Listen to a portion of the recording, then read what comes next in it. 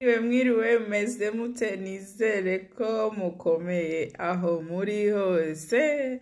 Uyu ni umwanya w'amatiku nkuko musanzwe mubimenyereye. Uyu munyamatiku kazi Finatunga abagomba kubagezaho amatiku umunsi ku wundi. Impamvu nambaye ntya rero nk'umuhajyati ni ukubera ko nje kuvuga ku mugabo bita ngo Jihad, bamwita Jihad. Umugabo witwa Jihad. Jihad na DJ Brian, nimba ari Brianna, nimba ari Brienne, whatever you call yourself. Wa mugore wigize umugabo, nimba ari umugabo cyangwa se uri umugore sinzi icyo uri cyo. Brian we na Jihad ndibuka mwigera kunkorera live murantuka munyita Inyangarwanda, munyita intera hamwe, munyita ibintu byose bishoboka, mufatanyije na kagore kadashobotse kadafatitse kitwa Shakira. Ubu rero noneho ubu nanjye ndaje mbavugeho. Sinigeze mbavugaho, ariko kubera yuko mwamvuzeho nanjye bibaye ngombwa ko mbavugaho. Mwanyise intera hamwe, mwanyise Inyangarwanda. Brian, amakuru ari kuri YouTube menshi atandukanye avuga yuko so nawe yagize uruhare mu byabaye muri 1994. Ngo so nawe ari mu bantu bafashe umupanga. Ashobora no kuba yarafunze, nimba adafunze ngo yarapfuye simbizi neza, sinabihagararaho, gusa nibyo numvishije. Undi nawe ngo uyu nguyu Jihad ngo so Jihad ngo papa warafunze bambe, ngo kandi afungiye ko yakoze genocide. None se my dear, ko wanyise intera hamwe, umwana w'intera hamwe, mwaranyicare mu nyita intera hamwe, mu nyita Inyangarwanda, kumbi muravuga ibintu from experience mwege mufite, mwebwe muri abana b'intera hamwe, none mukaba ari byo bitaga intera hamwe. Ndagira ngo mugende mukore iperereza iwacu mumenye neza. Nge ntabwo mva mu ntera hamwe. Nge ntabwo mva mu ntera hamwe, ntabwo ndi umwana w'intera hamwe. Ariko mwaranyise intera hamwe, mu nyita Inyangarwanda. None kagahungu kagwingiye kitwa Yago kadakura kubera urumugi rwarakazonze ntikavaho kari ntigakura, kitwa Yago kabandaritse. Reka mbashyireho audio mwumve. Ariko abo mugiye aba muri TikTok bagenzi banyu barivuga ngo ariko Fini ibyo bigiye mute, ibyo birakureba. Umva birandeba kuko na amatiku kandi mu muziko ndi ngewe ndi chefte ne w'amatiku. Ikindi cya kabiri abantu ndi kuvugaho baranyicare bankorera live iminsi myinshi bantuka banyicare banyita intera hamwe n'Inyangarwanda. Sinari nzi ko ari bo bana b'intera hamwe. Imana mbabarire, nabimenyeye hano. Aka kagabo kagwingiye kitwa Yago kishwe n'urumogi niko kabivuze. Reka mwumve ijwi ryako. Iri herezo ndarishyiraho mu izina ry'Imana. Ntabwo iri herezo ndi burishyireho mu izina ryanjye, oya, ndarishyiraho mu izina ry'Imana, ndarishyiraho no mu izina rya Yesu. Uyu muntu witwa Spiriye uzaba akiriho,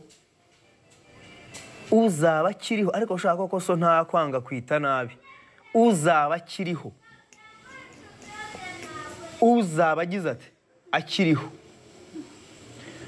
Uyu mujene ufite zino hate speech cyangwa izi speech z'urwango,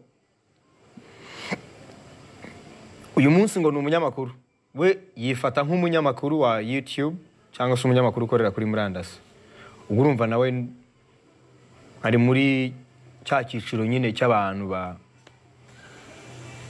bakora itangazamakuru ariko rishingiye mu gusebya abandi kugira ngo babone icyo barya cyangwa babone uko babaho. Nkuko mwansebeje. Itangazamakuru rishingiye ku gusebya bagenzi bawe cyangwa se gusebya igitsina runaka cyangwa se kugira ngo ubeho. Niryo tangazamakuru bakora. Mwese murabizi niryo tangazamakuru bakora. Nta content, nta creation. Nta creation turabona yabo uretse ariko bagahita babidushyira ngo nitwe tugira amatiku. Ariko twe dufite creation. Zirahari, ibiganiro birahari. Abantu twagiye barahari mugene mwese murabizi. Uyu mujene ni umutinganyi, aryamana nabo bahuje ibitsina. Jihad ariko mu buryo ngo kunsheshekesha cyangwa no gucecekesha akanwa kanjye kugira ngo ntavuga ibyo bintu ko ari umutsinganye kandi hari n'urubyiruko arimo kwangiza mu mujyi wa Kigali, agomba kuzana hate speech kuri live ya Instagram yitwaje ngo kubera ko ngo navuze ngo nagukubise inyundo ako kantu ngo nagukubise inyundo, akavayo rero akazana za hate speech zose yari afite mu mutima we akazirambika aho ngaho. Jihad, burya nawe urunamisha cyangwa urunama, baraguhindukiza cyangwa urahindukiza, urya utubuno tw'abandi cyangwa barya akabuno kawe, sinzi, n'uburenganzira bwawe bagenzi. Turi mu kinyejana umwaka wa tugezemo 2025, ntabwo nakujudginga, n'uburenganzira bwawe, washaka kujya utanga mu jisho ryawe, uburenganzira bwawe, ibyo ukorera ahihishe ntago nagucira urubanza. Ariko se aka gahungu kagwingiye bita ngo ni Yago, ko kagiye kumenya ko umutinganye ute gati, kaba waragatinganye cyangwa mwahuriye mu biki kugira ngo kabimenye? Ubwo nako kari kabirimo, cyangwa se mufitanye yandi mabanga ku ruhande nimwe muyaziranyeho, ariko ko karagutanze kakuvamo. Yago akanwe. Mugende mwumve live yakoze, bayi-uploadinze bayishyizeho, mugende mwumve uko yabivuze. Ariko kandi ubushize nari babwiye muri video, ndababwira ngo uru rwango ruba rufite icyo rukomokaho, ariko mwebwe mwanga kubyumva, mbona ntimubyumvise, muhita munshyiraho ibindi byanyu muzi. Uyu uzaba akiriho Spiriani, papa we umubyara yakoze genocide, n'uyu munsi tuvugana arafunze, afungiye muri gereza hari mu Bugesera. Mugende mushaka amakuru. Umwe mu bakoze genocide banayemeye, bemeye icyaha. Ujye mwumva ahantu runo rwango ruturuka, n'izi hate speech ahantu ziva, kuko baca umugani ngo isuka igira isoko, kandi umugani ugana akariho.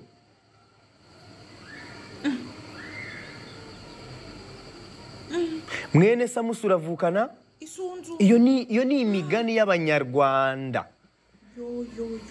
Abanyarwanda ni abantu b'abahanga cyane, ni abanyabwenge. Mwene Samusuri avukana isunzu, isuka igira isoko, n'indi yose muzi. Imfura igenda nka se.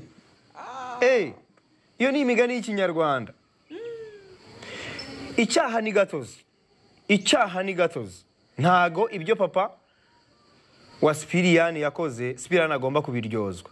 Icyaha ni gatozi. Ariko se mwaba mwumva hate speech ze? Reka turangiriza aho ngaho.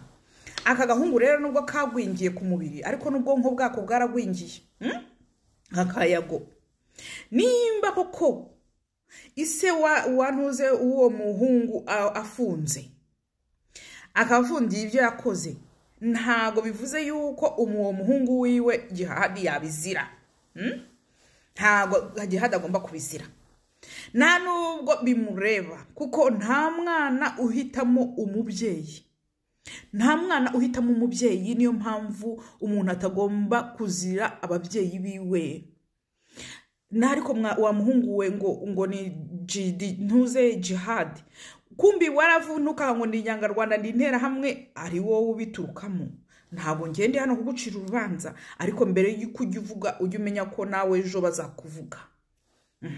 Aha gahungu singashyigikiye. Aka gahungu karazanye, katangije intambara, gatuka abantu, kabita intera hamwe n'ibiki ngo n'imfura. Muhungu we watuma abantu imfura, we ntabwo wazamo. We urumogi rwarakurangije, waragwingiye, ntabwo mu mfura we wazamo. Abantu banyweye amata, wirirwa uvuga ngo banyweye amata n'ibiki. Reka nta kizima utanga. Ubwo rero ntago ufite uburenganzira bwo kuzajya ucira abantu imanza ngo kubera ababyeyi babo. Rekera aho ngaho. Icyaha ni gatozi, mureke kuzajya mutesha abantu mutwe mubacira imanza kubera ababyeyi babo. Nta muntu uhitamo umubyeyi. Katangije intambara, none kari kwigira victim, kari kumanipulating abantu ukigira victim. Ibi ni iki koko? Kandi ariho katangije intambara.